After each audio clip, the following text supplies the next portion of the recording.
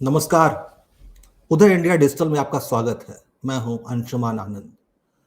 आज हम आपके सामने एक बेहद दुखद घटना को लेकर आए हैं। वो है दिल्ली में एक हिंदू युवती के बहुत बेरहमी से कत्ल का मामला।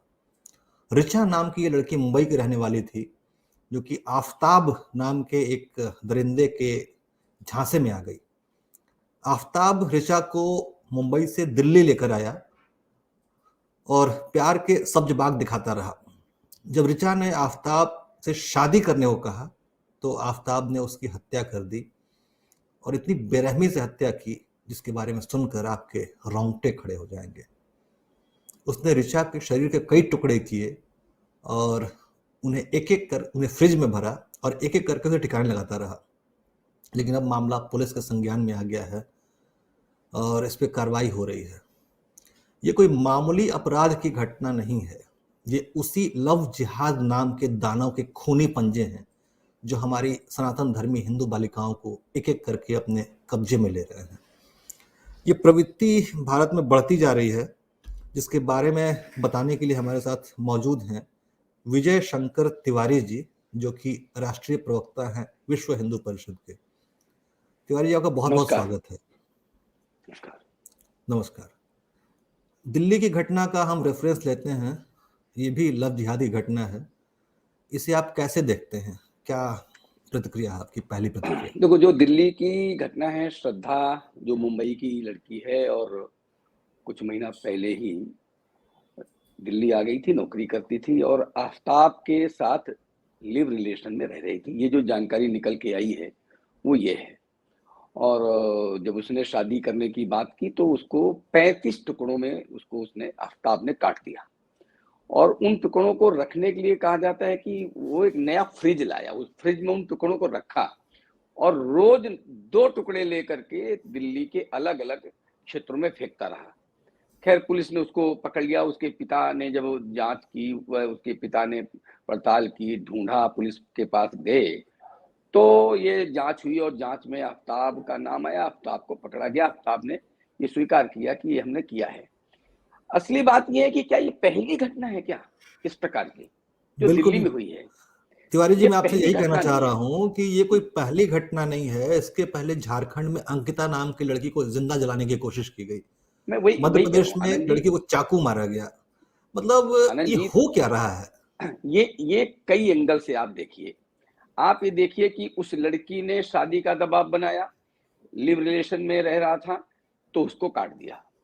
अंकिता को वो प्यार की बात कर रहा था, अंकिता ने झारखंड की मना किया कि हम नहीं करेंगे प्रेम, तो उसको जलाकर मारा। नहीं, ऐसी भयानक और विभत्स ढंग से ये हत्याएं, ये ये प्रेम है, कोई ये विशुद्ध जंगली वासना का मामला है साहब। ये विशुद्ध वासना है, प्रेम इसमें कहीं नहीं है। ये कोई लड़कियां इस झांसे में आती जंगली क्यों है?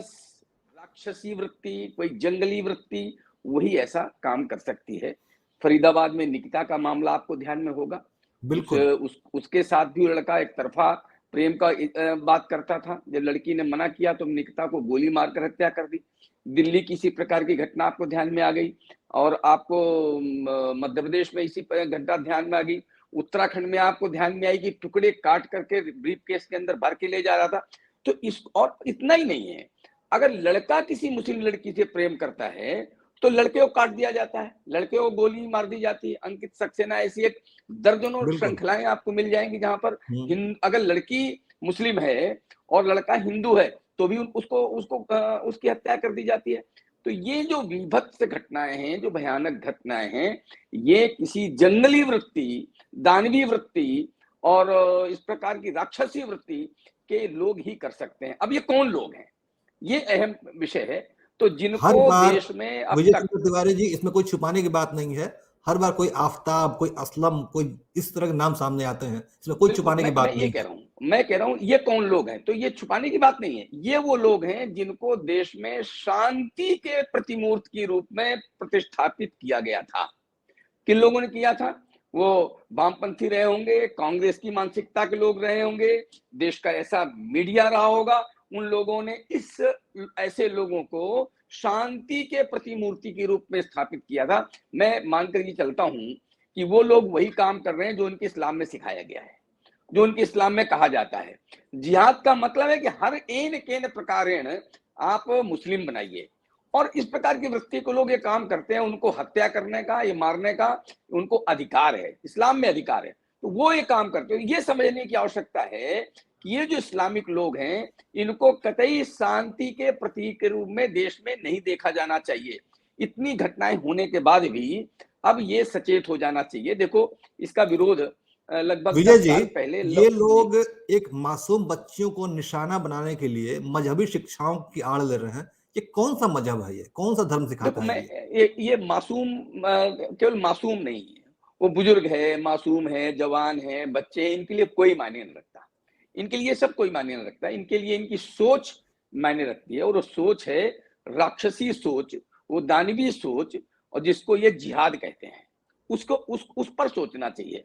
देखो, मैं कह रहा हूं कि 10 वर्ष पहले 2012-13 के आसपास की बात है, तारा शाहदेव का एक नाम आया झारखंड तारा से, वो शाहदेव, झारखंड से ही था। झारखंड की हाँ, हाँ। नेशनल और लेवल की वो बैडमिंटन प्लेयर थी वो। और बिल्कुल उसके साथ, बड़ी खिलाड़ी। हाँ, बहुत अगर बड़ी वो, खिलाड़ी थी वो। ऐसा नहीं है कि तारा शाहदेव पहला नाम था, तारा शाहदेव के पहले भी बहुत घटनाएं हुई होंगी, लेकिन वो मीडिया ने उनको कवरेज नहीं दी। लौ जिहाद के रूप में भारत में कोई ऐसा विमर्श भी नहीं था, और इस विषय को जब हमने उठाया तो देश की जनता भी उस समय मानने के लिए तैयार नहीं थी, देश का मीडिया भी मानने के लिए तैयार नहीं थी, देश की सरकारें भी मानने के लिए तैयार नहीं थी। बड़े लेकिन आश्चर्य की लगातार बात ये है कि विमर्श बढ़ा। लव जिहाद के मामले को क्रिश्चियन लोगों ने उठाया सबसे पहले, केरला के लोगों ने।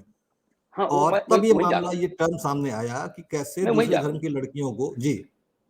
केरल में क्या है कि केरल में जो क्रिश्चियन पादरी हैं और उनके माँ बाप हैं, क्रिश्चियन की माँ बाप हैं, उन्होंने बिठाया उठाया, और उस समय का आंकड़ा मुझे जहां तक ध्यान में आ रहा है, लगभग 4500 का एक ऐसा एक आंकड़ा था कि जहां पर ईसाई लड़कियां नदारद हो गई थी, गायब हो गई थी, और ये ध्यान में आ गया था कि इनको धर्मांतरित इस्लाम में किया गया है, उनको मुसलमान बनाया गया है, उनको जिहादी बनाया गया है।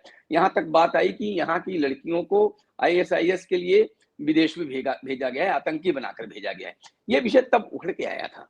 वो लौ जिहाद के रूप में प्रतिष्ठापना होते होते वर्षों लग गए, तब कुछ सरकारें चेती, और अभी फिलहाल कुछ वर्षों में ही कुछ सरकारों ने धर्मांतरण को लेकर के कुछ कानून बनाए। उसके पहले कानून भी नहीं था। उसके पहले इस प्रकार की कोई घटना हो जाती थी तो कोई पुलिस के पास जाकर के आप FIR भी नहीं लिखवा सकते थे कि ऐसा घटना हो गई है, क्योंकि वो कहीं ना कहीं था ही नहीं, कानून के अंदर नहीं था। तो कुछ जी, सरकारों ने इस प्रकार के कानून बनाए हैं, इसके बाद भी घटनाएं घट रही हैं। हालांकि उत्तर प्रदेश में कुछ घटनाएं हुई हैं, वहां पर FIR भी हुई है, उनको गिरफ्तार भी किया गया है, उन पर कर्नाटक में इस प्रकार के हुआ, लेकिन इतने से काम चलने वाला नहीं है आनंद जी, इतने से काम चलने वाला नहीं है। विजय जी, त्वरित मैं कोर्ट आपसे एक बिठा बात कहना करके। चाहूंगा कि हमें अवेयरनेस बढ़ाने की आवश्यकता है। अब देखिए, तारा शाहदेव ने शादी कर ली, उसको प्रताड़ना मिली। ऋचा ने शादी कर ली, उसकी हत्या कर दी गई। अंकिता ने शादी करने से मना कर दिया गया, उसको जिंदा जलाने की कोशिश की गई। निकिता ने शादी करने से मना किया गया, तो उसको गोली मार दी गई। मतलब लड़की शादी कर ले तो ठीक, तो भी बुरा, ना शादी करे तो भी बुरा। मतलब लड़कियां जाए कहाँ? हिंदू बच्चियां हमारी कहाँ जाएंगी आखिर? देखो एक आनंद जी, बहुत हिंदू समाज को बहुत जागृत होने की आवश्यकता है, बहुत इस सारे विषय को समझने की आवश्यकता है। और हिंदू बेटियों के लिए भी मैं यही कहूंगा कि ये वो समाज है जो समाज कम से कम मनुष्य के रूप में ऐसी वृत्ति नहीं है उनकी, ऐसा कोई काम नहीं करते हैं, इसलिए वो सचेत हों। ये आकर्षण कुछ समय के लिए होते हैं, बाद में वही निकिता, अंकिता और श्रद्धा यही बनना पड़ता है।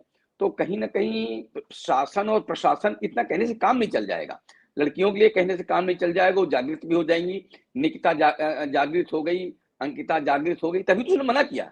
देश में ऐसा बिल्कुल। नहीं है, लोग लड़कियां हमारी जागृत हो रही हैं, वो इनके जो आवरण है, आडंबर है, उससे दूर जा रही हैं। लेकिन अगर ऐसी घटनाएं नासमझी में कोई होती हैं, तो देश का कानून इतना कड़ा हो कि इनको त्वरित निर्णय दे करके इनको दंड दिया जाए, और वो दंड दिया जाए जो जिस दंड को पा करके फिर ये ऐसा काम करने से बाज आए, ऐसा दंड मिलना चाहिए इनको। एक बड़ा महत्वपूर्ण प्रश्न है कि इस तरह के पापों की प्रेरणा कहाँ से मिलते हैं इन्हें? आखिर इन्हीं की कोई प्रेरणा क्यों मिलती है कि लड़कियों को काट के सूटकेस में भर दें और फ्रिज में भर दें? देखो, ऐसा है कि इनके यहाँ इनका धर्म सिखाता है सब कुछ। इनके धर्म यहाँ या तो मजहब, क्या है कि धर्म तो हाँ, धारते धर्म, नहीं धर्म तो इनका धर्म इस्लाम हो ही नहीं सिखाता है, सकता। इनका इस्लाम सिखाता है, इनका मजहब सिखाता है, इनका मजहब सिखाता जी। है, इनका मजहब सिखाता है, इनका इस्लाम सिखाता है, क्योंकि ये अगर ऐसा नहीं हो तो ये ऐसा नहीं करेंगे। अब कैसे सिखाता है ये? इनको किसी भी तरीके से, एक तो जनसंख्या बढ़ाना इनका पहला उद्देश्य होता है, इनकी अपनी संख्या बढ़ाना इनका पहला उद्देश्य होता है। वो संख्या बढ़ाने के लिए इनको जो कुछ भी करना पड़े, वो इनके लिए यहाँ गलत नहीं है, वो ठीक है, अच्छा है, उसको ये कर सकते हैं। और जब ये इस प्रकार की हत्याएँ करते हैं तो इनके ही समाज के लोग, इनके ही लोग इनको कवर देते हैं, इनको बचाते हैं। इसका मतलब वो सब सहयोगी हैं, चाहे उनकी सोच हो, चाहे उनका विचार हो, चाहे उनका मज़हब हो, चाहे उनके मित्र हों, उनके आवरण में लगे हुए सब इनका बचाव करते हैं। तो सबसे बड़ी बात है कि एक तो कानून, इतना कड़ा कानून हो भारत में, क्योंकि भारत है, यहाँ संविधान का राज्य है, यहाँ किसी भी इनके शरिया का राज्य नहीं है, ये संविधान का राज्य है, और संविधान में जो कुछ है उसको और कड़ा बना करके, त्वरित कार्रवाई करके ऐसी सजा इनके लिए ऊपर आरोपित करना चाहिए, जिस सजा को पाने के बाद इस प्रकार के काम करने के बारे में 10 बार सोचेंगे। जी, विजय जी, आप विश्व हिंदू परिषद के इतने बड़े अधिकारी हैं, जो कि हिंदुओं के हित के लिए कार्य कर रहा है। मैं उम्मीद करता हूँ कि आप इस तरह की घटनाओं को प्रचारित करें। आप हमारी बच्चियों को बताएं कि ऋचा, निकिता जैसे केसेस आपके सामने आ सकते हैं, आप सावधान रहें। मैं उम्मीद करता हूँ कि आज की जो हमारे डिस्कशन, आज का डिबेट था, वो हिंदू बच्चियों को एक दिशा दिखाएगा और उन्हें गलत मार्ग पर जाने से रोकेगा। वीर शंकर तिवारी जी, विश्व हिंदू परिषद के प्रवक्ता, हमारे साथ जुड़े हुए थे। आपका बहुत बहुत धन्यवाद। नमस्कार।